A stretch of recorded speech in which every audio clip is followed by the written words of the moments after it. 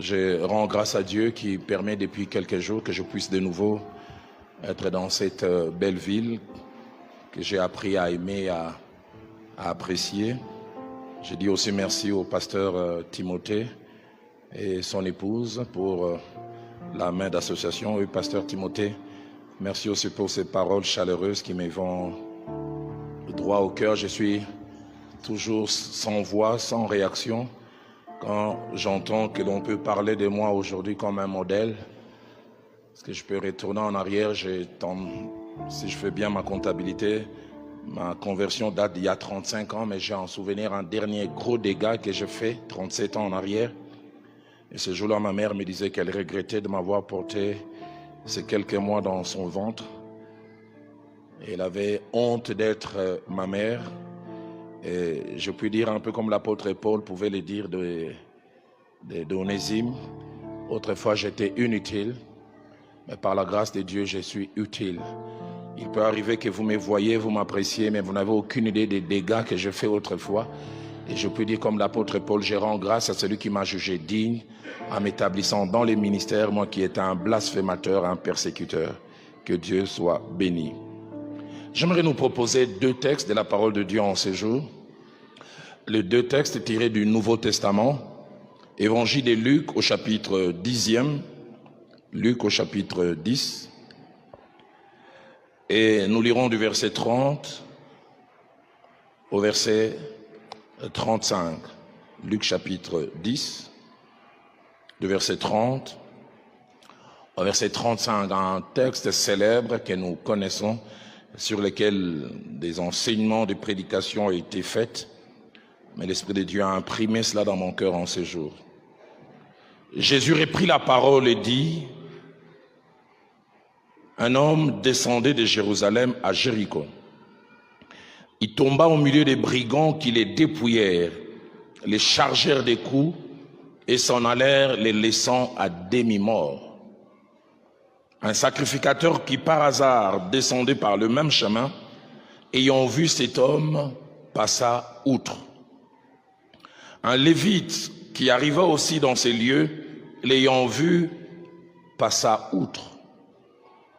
Mais un samaritain qui voyageait, étant venu là, fut ému de compassion lorsqu'il les vit. Il s'approcha et bonda ses plaies en y versant de l'huile et du vin.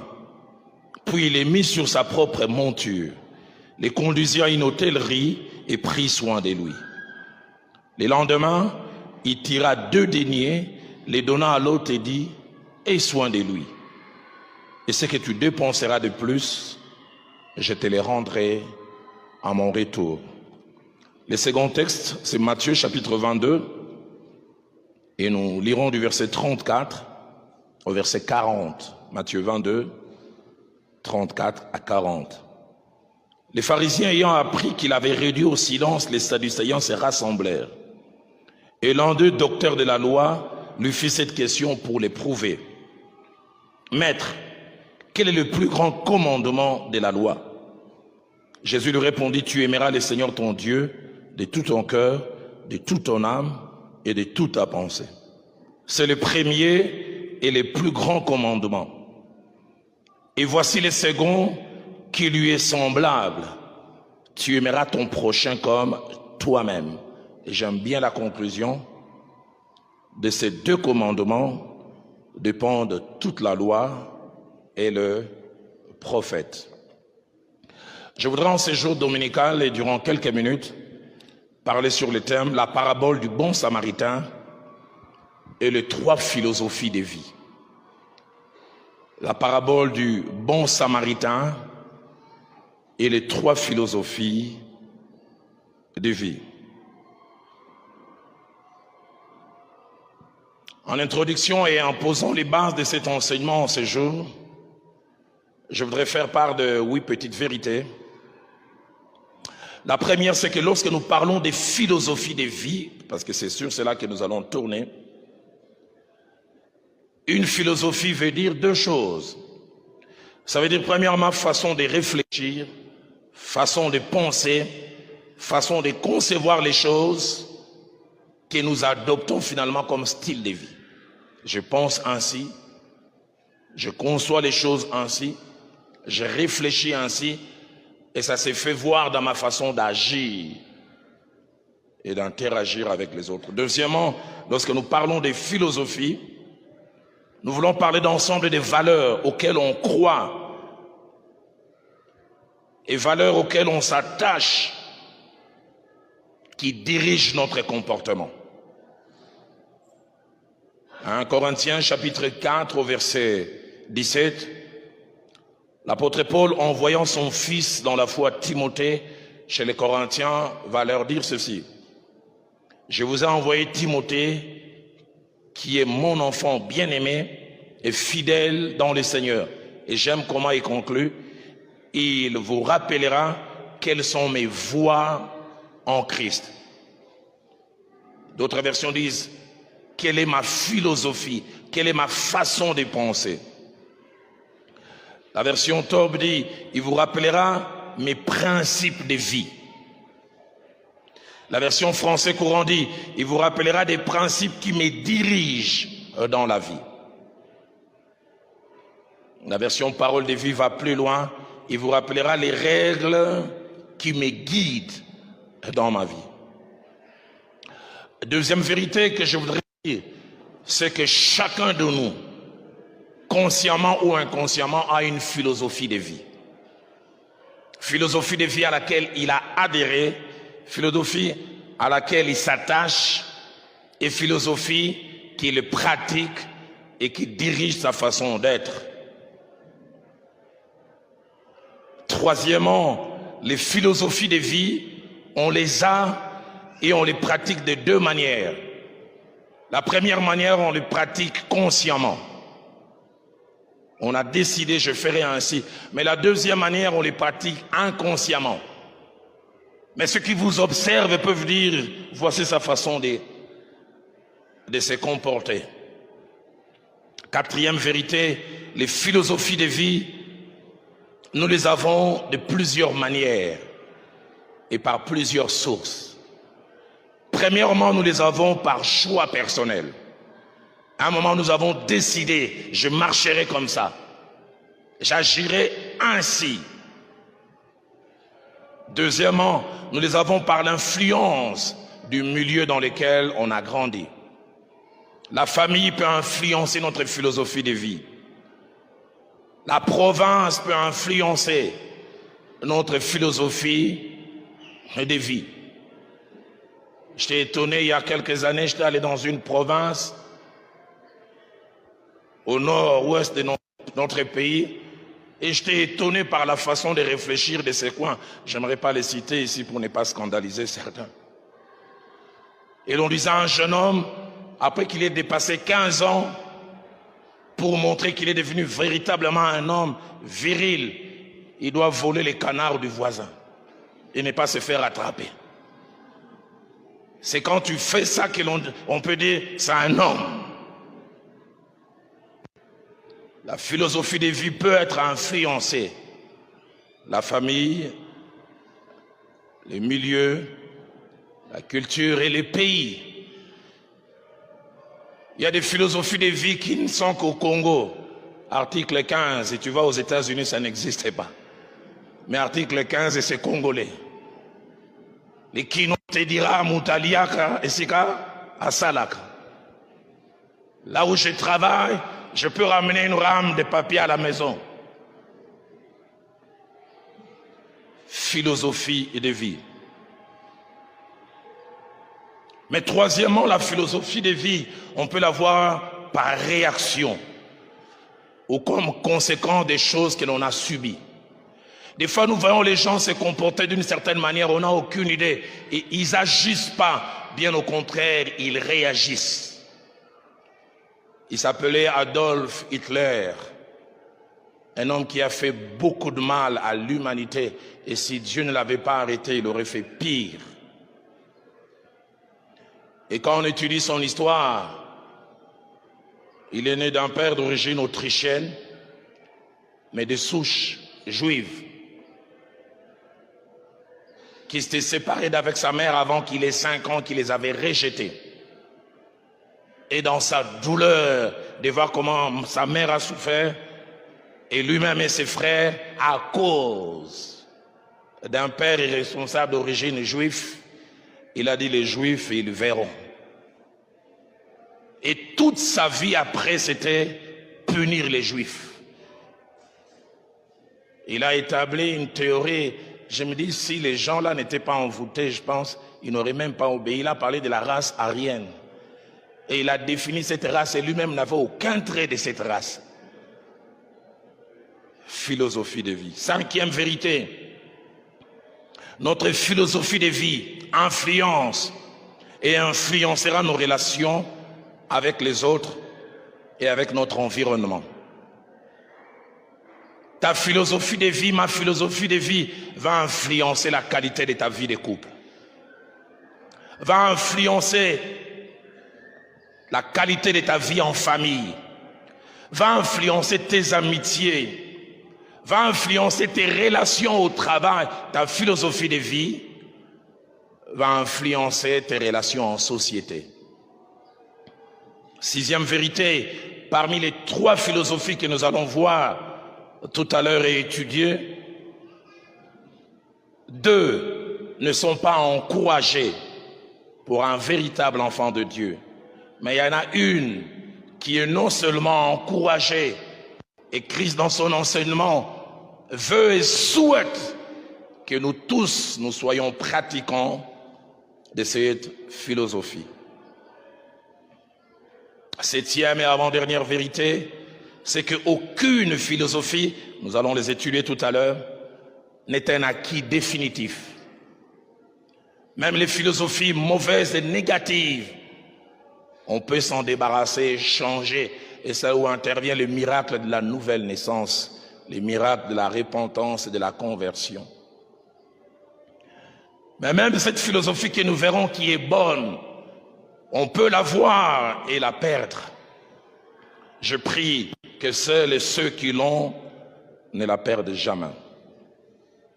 Huitième et dernière vérité, c'est que toutes les philosophies que nous allons voir tout à l'heure, le 3, ont affaire à notre relation avec l'autre. L'autre. Celui que je rencontre, celui que je côtoie. L'autre, c'est celui qui existe, mais qui n'est pas moi. Dans la Bible, les termes prochain est utilisé pour parler de l'autre. Celui qui se trouve en face de moi, celui que je côtoie. Et ce terme prochain, on le retrouve dans la Bible 101 fois. Et ce matin, cet enseignement va tourner autour de ces deux points. Comment je vis avec l'autre, c'est-à-dire mon prochain. Et deuxièmement, que représente l'autre pour moi? Que représente l'autre? Dans Matthieu chapitre 22, versets 34 à 40 que nous avons lu, Jésus-Christ résumant la loi et les prophètes, en discutant avec le docteur de la loi, qui lui posait la question, quel est le plus grand commandement? Il a dit, le plus grand commandement, 1, tu aimeras le Seigneur ton Dieu de tout ton cœur, de toute ton âme, de toute ta pensée. Il dit, c'est le premier. Et puis il ajoute, il y a un second qui lui est semblable. Tu aimeras ton prochain comme toi-même. Au fait, il ne fait que résumer les 10 commandements, décalogue qui a été donné sur la croix. Et plutôt, qui a été donné au mont Sinaï, j'allais dire. Quand Dieu donne les lois, les 4 premiers commandements sont attachés à notre Dieu. Tu n'auras point d'autre Dieu devant ma face, tu ne te feras point d'image taillée. Et puis après, comme une transition, on place les parents. Honore ton père et ta mère. Et puis tout ce qui vient après, ça a trait à l'autre. Tu ne tueras point, c'est-à-dire tu respecteras la vie de l'autre. Tu ne convoiteras point ce qu'il y a à autrui, tu laisseras que ça soit à lui. Tu ne diras point de faux témoignages, tu garderas la réputation de l'autre. Et là, déjà, je m'aimerais m'arrêter. Que représente l'autre pour vous? Nous prêchons, Roland, tu prêches nous chantons, nous sommes intercesseurs, mais que représente l'autre pour nous? Et parmi ces trois philosophies que ce texte, cette merveilleuse parabole nous présente, la toute première philosophie, c'est celle que j'appelle la philosophie des brigands. La philosophie des brigands. Jésus-Christ parlant de ce que cet homme a connu, il dit un homme descendait de Jérusalem à Jéricho. Il tomba au milieu des brigands. Qu'est-ce qu'il dit dans votre Bible? Qui les caressèrent, n'est-ce pas? Qui lui donnèrent des bisous, n'est-ce pas? Qui les dépouillèrent, les chargeurs des coups, et s'en allèrent, les laissant à demi morts. Notre monde est rempli de ceux qui vivent et pratiquent la philosophie des brigands. Plein de brigands dans notre monde. La philosophie des brigands peut se résumer en 7 vérités. La première, pour les brigands, l'autre, il n'existe pas. L'autre, il ne compte pas. Ça, c'est la première vérité attachée à la philosophie des brigands. L'autre n'existe pas. Il n'y a que moi et mes besoins qui existent. Deuxième vérité attachée à la philosophie des brigands, l'autre n'est qu'un moyen pour moi pour devenir heureux. Pour les brigands, il peut bâtir son bonheur sur le malheur de l'autre, sur la douleur de l'autre, sur la tristesse de l'autre. Troisième chose, vérité attachée aux brigands, presque proche de celle que je viens de mentionner. Pour mon bonheur et pour mon épanouissement, je suis prêt à faire mal aux autres. Je suis prêt à tuer même. Quatrième vérité attachée à la philosophie des brigands, pour les brigands, un seul bonheur existe et a droit d'être recherché, c'est le mien, pas celui de l'autre. Cinquième vérité attachée à la philosophie des brigands, une seule souffrance et une seule douleur existe, c'est la mienne. Et je suis prêt à tout, et même à faire du mal à l'autre pour que ma douleur cesse. Sixième et avant-dernière chose, attachée à la philosophie des brigands, ceux qui sont sans cœur, sans émotion, sans sentiment. Et puis enfin, dernière chose attachée à la philosophie des brigands, ils sont caractérisés par la méchanceté. La méchanceté, avoir un cœur dur. Le verset 30 nous parle des brigands qui posent 3 actes. Ils rencontrent un étranger qui avait des biens. L'abbé dit, ils lui ont dépouillé. Ils ont pris ce qui lui appartient. Dans la philosophie des brigands, ce qui est à autrui, je suis prêt à les prendre par n'importe quel moyen. Il les dépouille. Et deuxième des choses que la Bible dit, il les charge des coups. Il gonfle. Le sang est en train de couler, ça leur dit rien. Au fait, c'est un moyen pour l'affaiblir et finalement déplacer sans trop d'efforts. Et la troisième, la Bible dit, ils l'ont laissé à demi-mort. Peut-être même l'objectif était de les tuer. Français courant utilise 4 verbes, il dit « ils attaquèrent ». C'est-à-dire ils firent montre de violence et d'agression vis-à-vis de lui. Et deuxièmement, Français courant dit « ils lui prirent ce qu'il avait ». Et quatrièmement, ils les battirent. Et puis enfin, ils l'ont laissé à demi-mort.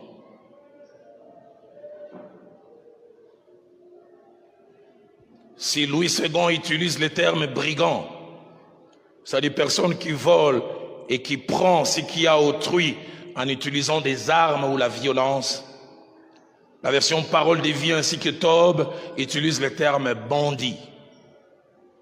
Personne qui ne reconnaît pas des limites, qui ne respecte pas la loi et qui se livre au mal. La version Darby utilise même le terme voleur, c'est-à-dire personne qui dépossède les autres de ce qui leur appartient par tous les moyens. Notre monde à nous aujourd'hui est rempli de brigands. Et malheureusement, les brigands, il y en a même aussi à l'église, qui font mal aux autres pour avoir. Les brigands, ils peuvent être des individus, ils peuvent être aussi des groupes d'individus. Dans Éphésiens, chapitre 5, au verset 3, l'apôtre Paul parle des choses qui ne doivent pas être nommées parmi les enfants de Dieu. Et parmi ces choses, il parle de la méchanceté. Une autre version dit des choses qui ne conviennent pas. Autre chose en rapport avec les brigands, il y a deux sortes de brigands. Il y a premièrement ceux qui les sont tout le temps. C'est comme ça qu'ils se comportent. Mais deuxièmement, il y a des brigands circonstanciels. C'est pas son style de vie. Mais de temps en temps, pour certaines raisons, il peut l'être. La Bible nous montre des bonnes personnes, mais qui à un moment aussi ont été comme des brigands. Ils ont bâti leur bonheur sur les malheurs des autres. 2 Samuel chapitre 11, versets 1 à 27. David, l'homme selon le cœur de Dieu, a été un brigand pour un moment. La Bible dit ce jour-là, alors que l'élite d'Israël est allée combattre, David était sur le toit de sa maison et il a vu une femme qui s'est baignée, regard accidentel. Et il a posé la question de qui était l'épouse pour savoir si elle est en alliance avec quelqu'un, si je peux la voir ou pas. On lui dit c'est la femme de Uri, les Hétiens. L'homme selon le cœur de Dieu prend la femme d'autrui. Plus de respect pour les limites. À la limite même, c'est comme si c'est dit une aussi belle femme pour un caporal. Brigand. Il ne s'arrête pas là. Finalement, cette femme vient lui dire, je suis enceinte. Panique. Il y aura un scandale. L'homme selon le cœur de Dieu, il appelle l'un de ses lieutenants et dit, placez Uri au plus fort du combat, qu'il meure. Il veut éliminer un témoin gênant. Un homme qui a ses rêves, qui a ses projets. Un autre homme décide de l'éliminer pour que sa réputation soit intacte. Mon pasteur le fait Jacques-André Vernon disait un jour, le péché est une réalité ingérable. Avec le péché, on ne sait jamais dire j'irai jusque là et je m'arrêterai. Le péché te poussera plus loin à faire des choses même auxquelles tu n'as jamais pensé. David se comporte en brigand.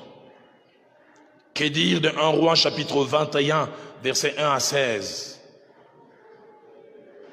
Un couple mixte, où on a d'un côté un homme au bon cœur qui s'appelle Akab, mais de l'autre côté une mauvaise femme, une méchante, une diablesse, Jézabel. Akab, tout roi qu'il est, malgré l'autorité qu'il a, il respecte les limites. Il a vu une vigne qui lui a plu, il a voulu la voir en bonne et due forme. Il va voir Naboth et dit, puis-je avoir ta vigne? Je suis prêt à donner l'argent qu'il faut. Naboth dit, non, cette vigne a une valeur symbolique très élevée. C'est l'héritage de ma famille. Tout roi qu'il était, il s'arrête. Il ne veut pas aller plus loin. Et puis il avait une femme sûrement qui faisait partie de la doctrine des brigands, qui vient lui dire, mais finalement tu es roi ou pas? Reste calme, cette vigne, moi je vais te la donner. Et la Bible dit, elle alla, elle prit des faux témoins qui ont fait de fausses accusations et finalement on a tué Naboth. Le seul tort de Naboth, c'est d'avoir une vigne que quelqu'un a enviée et Naboth est tué et il vient remettre les certificats parcellaires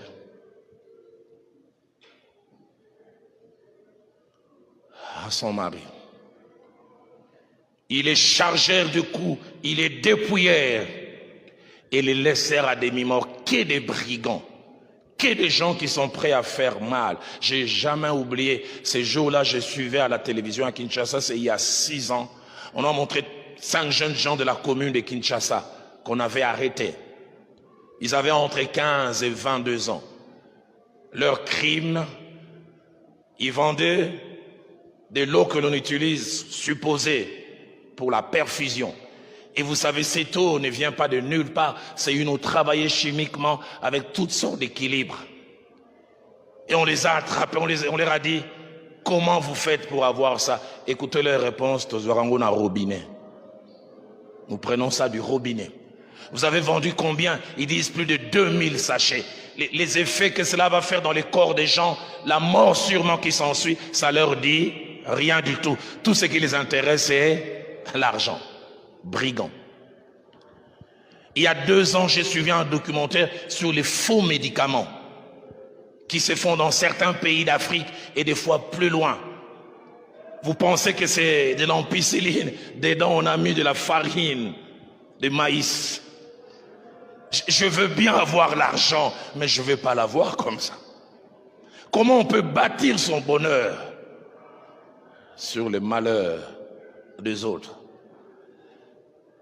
Tu es ambitieux, tu vas avoir ces postes au travail. L'ambition est légitime, mais tu n'as pas besoin d'aller accuser faussement celui qui est là devant. Tu les fais passer pour celui qui n'est pas. Je dis l'ambition, je la comprends, mais quel moyen tu utilises? Seigneur, aide-moi à ne jamais bâtir mon bonheur sur les malheurs des autres. Pasteur Timothée, j'ai jamais oublié ces jours-là. En 2003, le pasteur Vernon m'appelle et dit, Dalo, tu es à la maison? Oui. Il dit, toi qui es naïf dans tes relations avec les autres, dans 5 minutes, je vais t'envoyer un mail, mais parle la langue beaucoup avant que tu lises ce mail parce que ça risque de toucher tes émotions. J'ai jamais oublié, quand j'ai ouvert 5 minutes après, j'ai lisé. En général, c'est ma jambe droite qui me révèle mon degré de colère. Quand on était petit à Kinshasa, on appelait ça bilaï. J'ai lisé ma jambe bouger. Et c'est un frère qui faisait partie de mon précaré qui a écrit au pasteur Vernon, Pasteur Vernon, pourquoi tu aimes Dalo? Qu'a-t-il de plus que moi? Dans tel domaine, je suis mieux que lui. Dalo, qu'est-ce qu'il est? J'ai regardé, j'ai jamais oublié. Le lendemain, j'arrive à l'église, je vois les frères venir, je tourne. Je vais ailleurs. Il m'appelle Dalo. Dans mon cœur, je dis, Nako beta yo.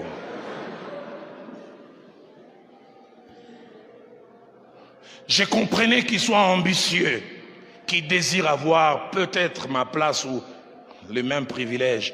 Mais est-ce nécessaire de détruire l'autre? Combien de brigands même à l'église au nom de la spiritualité? Tu désires la place de l'autre. Et vous savez, dans nos églises, surtout africaines, qu'on dise tu es voleur, ça passe encore, que tu es colérique, mais que l'on dise sorcier, 12 malins.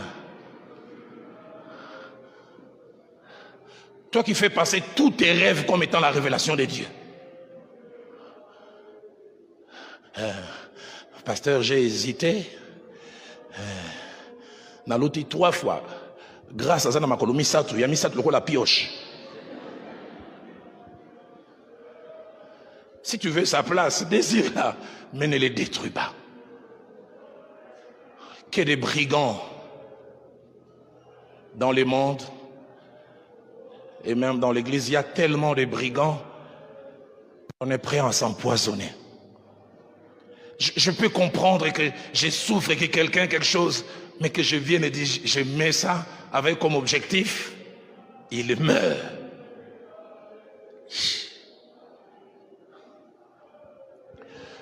Jamais oublié, je suis allé à une réunion des serviteurs de Dieu à Bukavu. On était à 10, on a servi du coca. Ce n'est que 15 minutes après que je m'étais rendu compte que j'étais le seul à boire. Tout le monde avait son coca comme une décoration. Mon voisin vient me dire à l'oreille, quinoa ou koufa. Ou ta koufa, ouais. Je dis, même dans la réunion des serviteurs de Dieu, personne ne fait confiance. Pourquoi? Parce qu'il y a des brigands même parmi les enfants de Dieu. Aide-moi à dire à ton voisin en respectant la distanciation, moi je ne suis pas brigand, mais toi je ne suis pas sûr.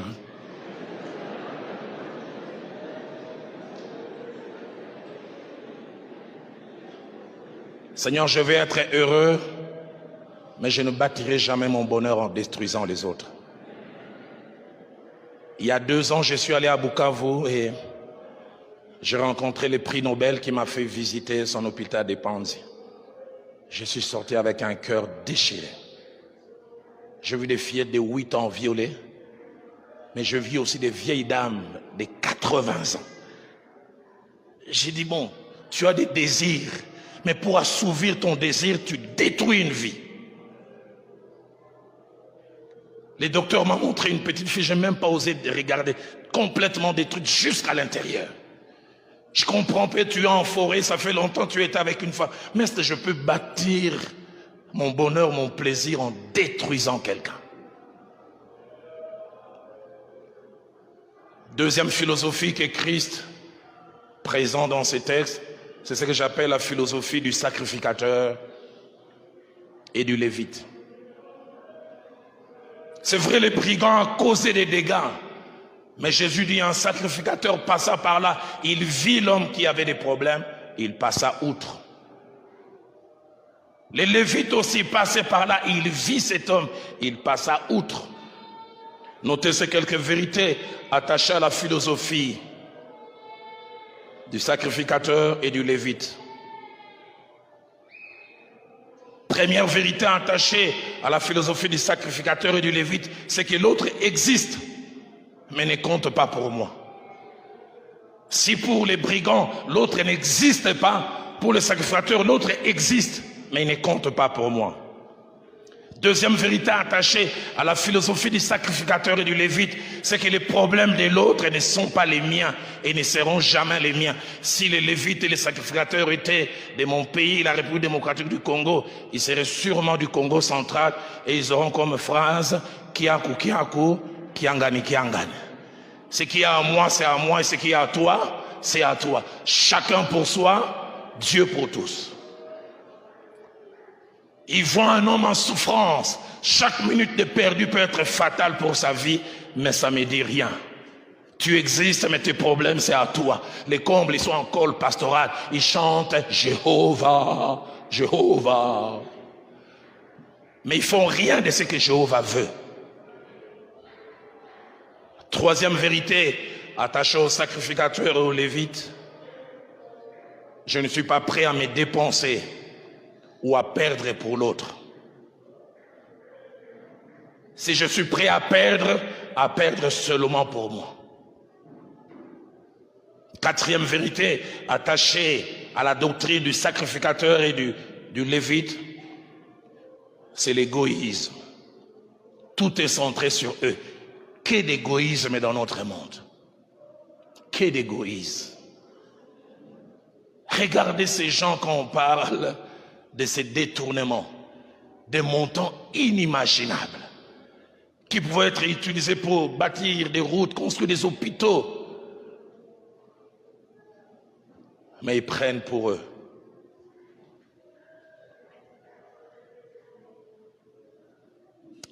Cinquième vérité attachée à la doctrine du lévite et du sacrificateur, c'est un style de vie que l'on mène par choix. Parce que la Bible dit, l'ayant vu, ils passèrent outre. C'était une décision, je ne vais rien faire. Cet homme est en train de crier, aïe, aïe, aïe. Comme j'ai dit, chaque minute est perdue. C'est une vie qui peut être perdue. Mais la douleur de cet homme, ça leur dit rien du tout. La version française courante dit même, l'ayant vu, ils s'éloignèrent. Sixième vérité attachée à la doctrine du lévite et du sacrificateur, il est caractérisé par l'indifférence. L'indifférence à la souffrance de l'autre, à la douleur et aux problèmes de l'autre. Hier, quand nous parlions au couple des épreuves, nous insistions comment il était important pour un couple d'apprendre à partager la douleur. Et je leur ai donné l'exemple, que dis-je, un exemple scandaleux que j'ai vécu. Un homme marié qui avait sa femme, elles sont nées à deux en famille, elle l'aînée et puis sa petite sœur. Elles avaient une relation fusionnelle, elles s'aimaient tellement. Et sa petite sœur est décédée. Et la douleur était tellement forte physiquement qu'elle n'avait envie de rien. 3 jours après le deuil, elle rentre à la maison et cet homme m'appelle comme s'il y avait un problème de fin du monde. Pasteur, je dois te voir, c'est une question de vie et de mort. Tu dois nous recevoir. Je pensais que c'était si sérieux, mais quand je l'ai entendu, j'ai dit, est-ce que ces problèmes, je les résous spirituellement ou je les résous virilement? Mon pasteur, tu sais que moi je suis hyper actif sexuellement. Je l'avais déjà dit une fois. Elle est rentrée, je comprends qu'elle a la douleur. Je lui demande qu'on aille ensemble, elle ne veut pas. Elle dit qu'elle est triste. Mais jusqu'à quand? J'ai dit, frère, la tristesse de ta femme, ça ne te dit rien. Tout ce qui compte, c'est ton plaisir. Est-ce que les émotions de l'autre, ça existe? Je parle des couples, et là j'insiste encore les hommes. Juste quelques temps avant que je vienne, une femme avait une carie terrible. Il dit, chérie, son mari dit, on doit aller ensemble. On doit. Les hommes, nous sommes terribles. Septième et dernière caractéristique attachée aux lévites et aux sacrificateurs, c'est qu'ils trouvent toujours toutes sortes d'excuses pour ne pas faire ce qu'ils devaient faire. Vous savez, quand on ne veut pas faire quelque chose, on trouvera toujours des excuses. Tous les commentateurs disent que les sacrificateurs et les lévites n'ont pas aidé cet homme qui était à demi-mort parce que cet endroit était réputé être côtoyé par les brigands. Et il semble que dans leur logique, ils ont dit, ça c'est pas un homme frappé, c'est la technique. Il fait semblant. Et quand tu voudras l'aider, d'autres... Mais vous savez, si on a un cœur, on peut sentir là où il y a la sincérité et là où il n'y a pas la sincérité. Mais quand on ne veut pas faire, on trouvera toujours des excuses. Troisième et dernière philosophie qui va m'amener vers la conclusion, c'est la philosophie du bon samaritain. Et là, j'ouvre une parenthèse que j'aimerais fermer rapidement. On trouve, permettez-moi les termes, les côtés provocateurs de Jésus. Pourquoi? Parce que Christ avait en face de lui un docteur de la loi, un pharisien qui était imbu de lui-même, qui lui a posé la question, qui est mon prochain? Et Christ, pour l'enseigner, il fait sortir les biens du Samaritain. Parce que les Samaritains étaient négligés, ils étaient estimés, après les retours de la captivité, mélangés. Le bon judaïsme avec le paganisme. Ce qui fait qu'un bon juif ne voulait jamais être en contact avec un Samaritain. Souvenez-vous, quand Christ est venu, plus d'une fois, il voulait contourner la Samarie. Et Jésus dit, je vais provoquer ces docteurs de la loi. Il place les bonnes choses dans les Samaritains. Et nous le verrons tout à l'heure à la fin. De telle sorte qu'à la fin, quand les Samaritains ont tellement fait de bonnes choses, Jésus-Christ demande de tous les trois, qui est le prochain? Le docteur de la loi a eu difficile à dire les Samaritains. Il a dit simplement, c'est lui qui a pratiqué la miséricorde. Mais Christ, dans son côté provocateur, permettez-moi ça, il fait sortir l'indifférence du lévite et du sacrificateur.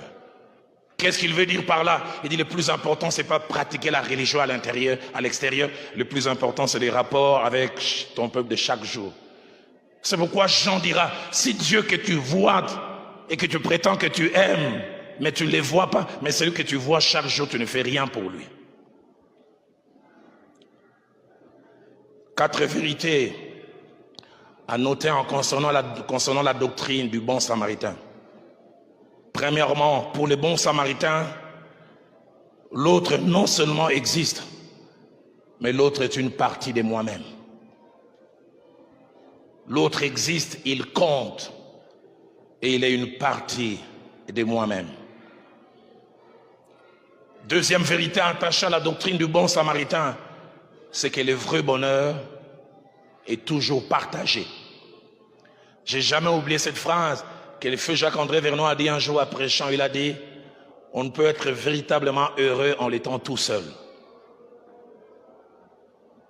Tu es tout seul heureux, tout le monde est triste. Ton bonheur n'aura pas de la saveur. Troisième chose attachée à la doctrine du bon samaritain, je suis prêt à perdre et à dépenser pour que l'autre gagne. Je suis prêt à perdre et à dépenser pour que l'autre gagne. Et quatrièmement, pour les bons samaritains, le bonheur de l'autre compte et je ferai tout pour cela. Il y a des choses qui me frappent concernant les bons samaritains. La première, la Bible dit, il faisait un voyage. Les commentateurs disent même un voyage d'affaires. Le but pour lequel il s'est déplacé, c'était les gains, c'était le lucre, c'était le bénéfice. Mais quand il voit la douleur, il oublie son bénéfice. Si nous lisons le texte, c'est peut-être même qu'il a raté son rendez-vous d'affaires. Peut-être même qu'il a perdu, mais il préfère perdre l'argent et sauver une vie. Est-ce que l'autre a encore de la valeur? Mais j'aime ce que ma Bible dit.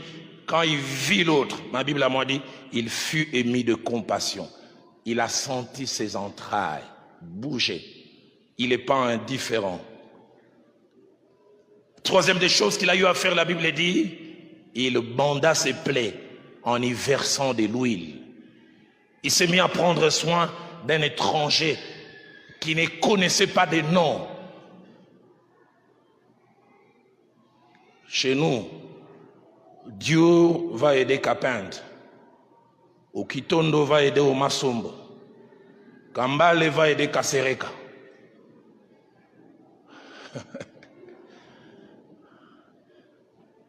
Kabongo va aider Mutombo. Lukombo va aider Makiese. Un inconnu. Mais pasteur Timothée, ce qui me frappe, la Bible dit, il est mis sur sa propre monture. Lui, il était sur un cheval dans le but de gagner du temps pour se mouvoir. Mais quand il rencontre un étranger qui a un problème que lui n'a pas causé, pour lequel il n'est pas lié, il devient un piéton et il place cet étranger qui ne connaît pas. J'aimerais le mettre dans les meilleures conditions. Église, qui est l'autre pour vous? Plus loin, la Bible dit, il est conduisait à une hôtellerie. Et ma Bible à moi dit, il prit soin de lui. Il dépense. J'imagine quand il arrive, on lui pose la question, le monsieur que tu as amené, il s'appelle comment? Il dit, je ne sais pas. Quel est son nom? Mais pourquoi tu fais tout ça? C'est un humain.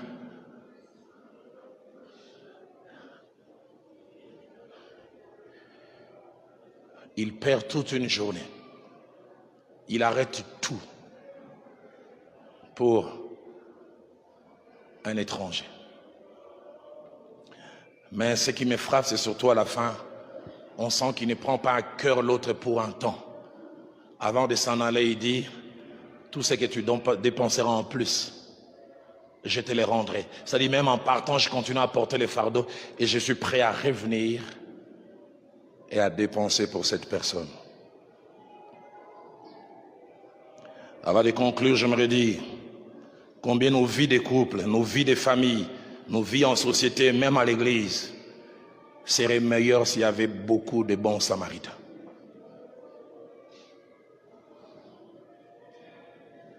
Combien même la vie à l'église serait meilleure s'il y avait des bons samaritains. Je suis allé à l'école pour la première fois le 9 septembre 69. Pour vous montrer que je ne suis pas né hier, je suis né avant-hier. À l'Athénée de Kalina. J'ai jamais oublié ce premier jour à l'école. Et mon enseignant, c'était un vieil homme à l'époque. Enfin, je le trouvais vieux, il avait la cinquantaine. Maître Alphonse. Pasteur Timothée nous a relaté une histoire plus de 40 ans, plus de 45 ans après. C'est resté. Il a dit, un père est allé déposer son fils le matin à l'école. Et juste en les déposant, il a vu on vendait des oranges, mais il y avait une grosse orange qui avait l'air bien juteux. Il a pris l'orange, il a dit, petit, prends ça, mange à la récréation.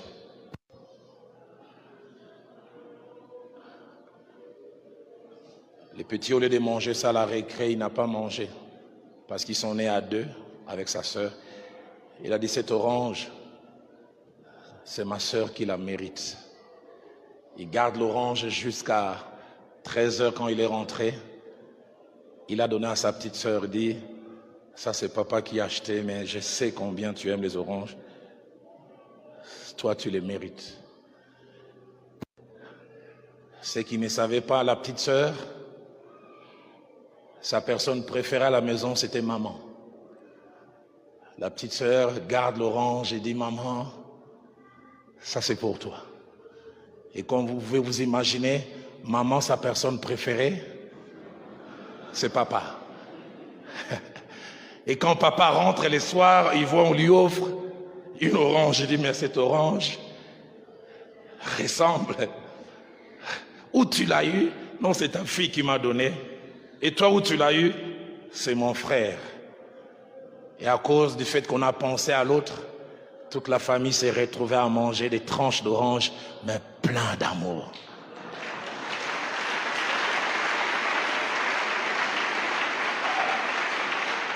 Si c'était toi et moi à la place du garçon, on aurait fait les reportages de l'orange à la sœur, petite sœur. Mais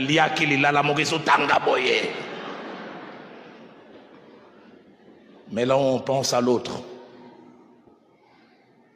La vie est différente. En ce jour, brigand êtes-vous? Lévite ou sacrificateur? Ou bon samaritain? Baissons nos têtes dans la prière. Je me suis réveillé ce matin avec ces merveilleux cantiques composés par Feu Alain Moloto et chantés merveilleusement par Maman Nadège. Je demande à notre chorale de venir. Ils vont m'aider à chanter ces cantiques. Avec la permission du pasteur Timothée, j'ai invité l'homme de Dieu Fabrice. Il va venir prier après le message. J'aimerais lancer ce triple appel. Y a-t-il quelqu'un à l'ouïe de cette parole? Il dit, moi Dieu m'a fait grâce. Je pratique la doctrine du bon samaritain. Je la pratique peut-être bien ou un peu bien, mais en tout cas je fais partie de cette doctrine. Si vous êtes là, je vous prierai de vous lever parce que je voudrais prier que vous ne quittiez pas cette doctrine, que vous restiez dedans. J'aime quand Christ, parlant à Jean dans l'île de Patmos, que celui qui est saint, c'est sanctifié encore, que celui qui pratique le bien le fasse encore. Mais le deuxième appel que je voudrais lancer, y a-t-il quelqu'un qui veut dire, autrefois j'étais un bon samaritain, mais avec les circonstances de la vie, j'ai changé. Je suis devenu peut-être un lévite, je suis devenu peut-être un sacrificateur, peut-être même je suis devenu un brigand. Et vous voulez dire, Seigneur, redonne-moi le cœur du bon samaritain que j'avais à un moment. Et troisième et dernier appel, y a-t-il quelqu'un sincèrement ce matin en lui de cette parole, vous qui êtes ici, vous qui nous suivez, qui veut dire je suis un brigand. Je suis un brigand. J'ai créé mon bonheur sur les malheurs des autres. J'ai bâti mon bien-être dans la douleur des autres. Je suis enfant de Dieu, mais brigand. Seigneur, enlève ces cœurs de brigands en moi. Je suis un brigand dans ma relation avec mon épouse, brigand dans ma relation avec ma femme, brigand dans ma relation avec les amis. On va chanter ces merveilleux cantiques comme une prière et je laisserai le microphone au pasteur Fabrice pour prier pour nous.